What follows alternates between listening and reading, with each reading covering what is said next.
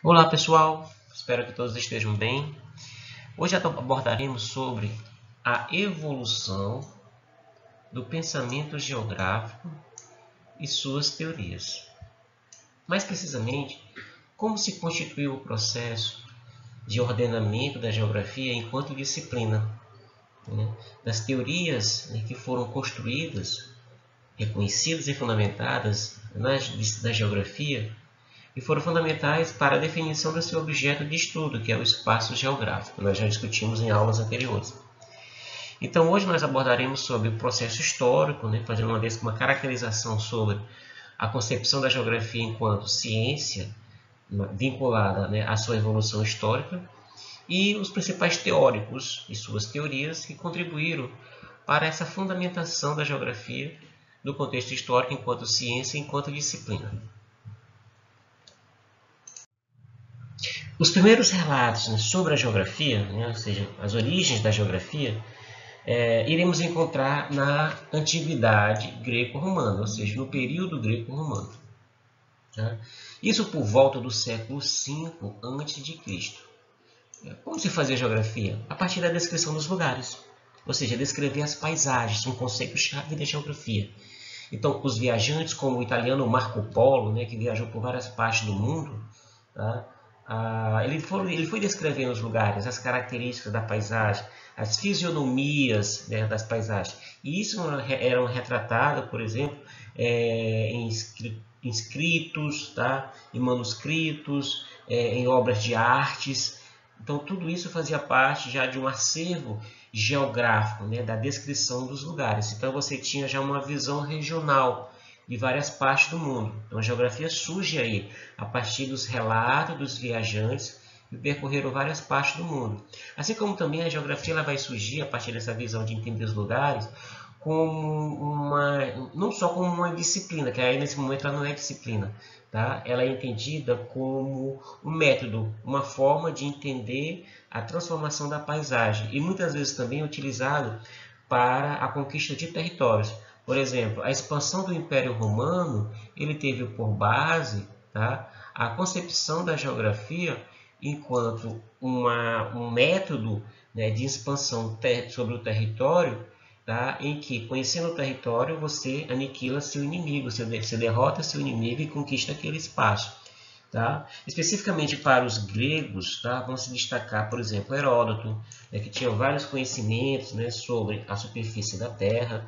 Tá? Heródoto, inclusive, ele era matemático, filósofo, tá? E os estudos de geometria foram fundamentais para a expansão, por exemplo, de técnicas vinculadas ao conhecimento da superfície terrestre, ao mesmo tempo também para a expansão das grandes navegações, como eu tenho aqui, ó, aqui do ladinho, uma ilustração das grandes navegações, Não especificamente as grandes navegações, desculpe, mas assim, as viagens além mar, as viagens, por exemplo, que se afastavam muito da costa, que as grandes navegações já vai ser um outro momento posterior de desenvolvimento da geografia. Tá? Destacou-se também Pitágoras, como Aristóteles, também que tinha já uma crença naquela época, ou seja, na Idade Antiga, de que a Terra ela era redonda, porque a concepção que tinha, inclusive na produção de mapas, era que a Terra era plana, e que os mares eram habitados por monstros sobrenaturais.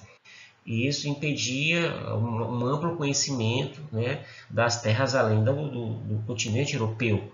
Tá? Então, essa fase inicial da geografia é uma fase de descrição dos lugares. Ainda sobre a antiguidade greco-romana, destaca-se também um processo de evolução do mapeamento da superfície terrestre. Tá? Além disso, nesse mapeamento já se tinha avanços sobre o conhecimento da circunferência da Terra. A circunferência da Terra mede aproximadamente 40 mil quilômetros, tá? E Erastótenes de Cirene, no século III a.C., calculou, mesmo com equipamentos rudimentares, uma dimensão de 38 mil quilômetros de circunferência. Então, para a época, tá, era uma revolução nos estudos de geografia, E aí você tinha a geometria, né, os cálculos matemáticos, a geometria dando uma forte contribuição nesse processo.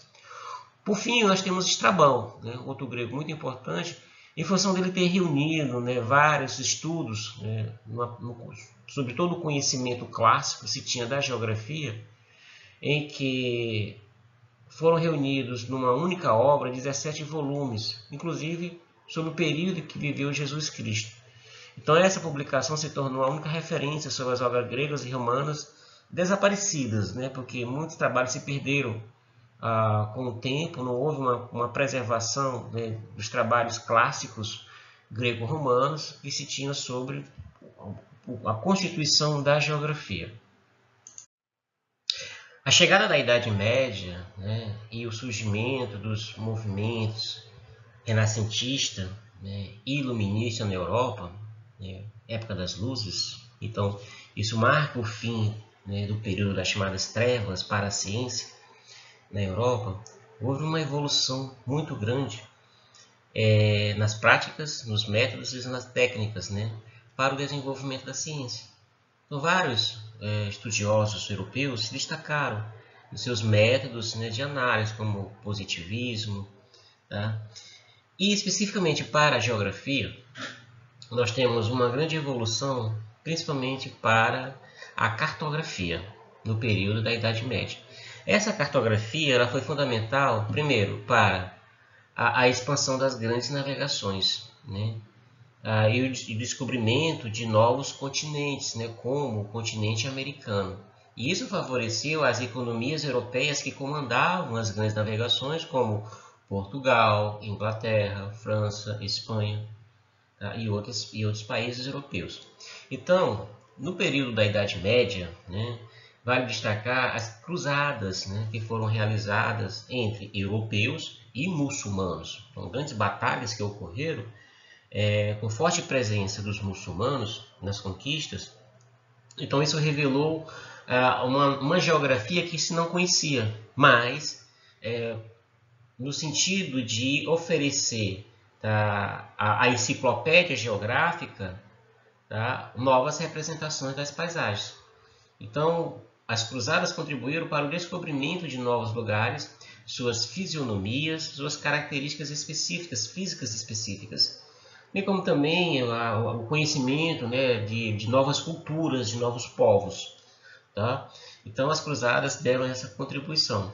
As grandes navegações, né, foram em consequência, em função que o avanço dos métodos, né, de análise para aquela época, inclusive a introdução de vários instrumentos, aí você tem o astrolábio, você tem a bússola, as cartas, né, de navegação.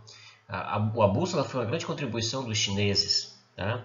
Então isso favoreceu uma expansão marítima, né, para além da Europa, até porque antes, né, da Idade Média você tinha uma concepção que os mares eram habitados por monstros sobrenaturais que impediam a expansão marítima em função de uma concepção de terra plana. Tá? Então vale destacar um cartógrafo muito importante no século XVI, que foi Mercator. Né? Então Mercator ele foi responsável pela introdução das chamadas projeções cartográficas. Né? Então você tem uma compreensão, por exemplo, de uma representação da superfície terrestre já num plano cartográfico, ou seja, num plano, né?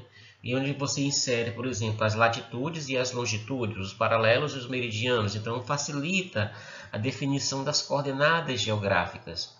Por fim, nós temos também um alemão chamado Alexander von Humboldt. O Humboldt, né, ele foi muito importante, ele era botânico, naturalista, e aí ele fez várias viagens, né, por várias partes do mundo, e nessas viagens ele foi descrevendo os lugares. Né? Então, isso depois ele representou em livros, em obras de arte. Então ele fez viagens aqui pelos Andes, pela América do Sul, pelo Caribe. Então assim, ele foi descrevendo a vegetação, né, as características, por exemplo, geomorfológicas do relevo. E isso foi importante para o avanço da geografia, mesmo ainda tendo apenas essa análise e descrição dos lugares. Até o momento nós não temos nenhuma visão crítica, né, sobre as realidades locais. Então isso aí marca, tá, a geografia na Idade Média, né, inclusive com o movimento renascentista e iluminista.